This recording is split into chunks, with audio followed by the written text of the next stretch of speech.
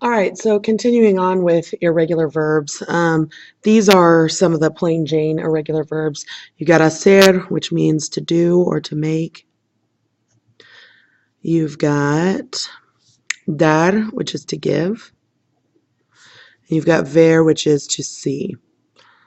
And here's their irregular charts. I've got hice, hiciste, hizo. Put a big star next to that. That's the weird one. Hicimos, hicisteis, and hicieron. Diste, dio, dimos, disteis, dieron. Vi, viste, vio, vimos, vistes, vieron. Now, unlike the regular preterite conjugations, these conjugations do not have written accent marks. And if we go back to the sheet that we looked at in class yesterday or today, you've got these verbs right here.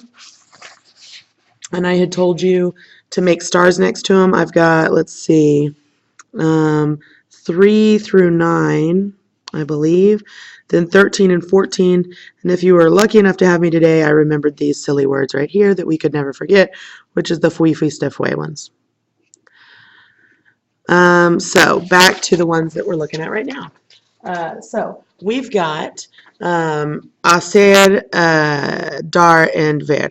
Now, hiciste, we went through those charts. Diste, dio, dimos, dicisteis, and dieron. Viviste, vio, vimos, vistes, and vieron. Again, this is just memorization, y'all, and hopefully you do remember them from last year. But anyway, yo vi, because it's ver in the yo form. Hacer, mis hermanos hicieron. Tu viste. Dar, mi hermana y yo dimos un paseo. And la familia hizo muchas cosas divertidas.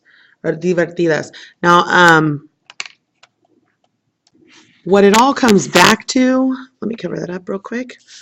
There's basically one kind of master chart you should look at when you're looking at irregular verbs. I think all of them end up using some version of the ER-IR chart, if I'm not wrong, which I'm probably not. So here's the ER-IR chart. I've got iste, yo, imos, isteis, and hieron. And if you look at these charts that are right up here, they're following the same path, right?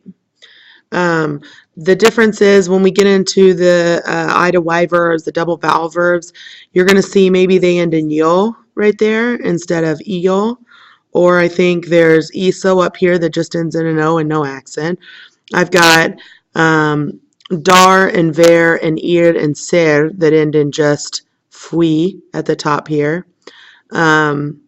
And then the emos, I don't think that ever changes. I think the double vowel ones, I believe, might get an accent there. So emos. And down here, it's either going to be hieron or hieron.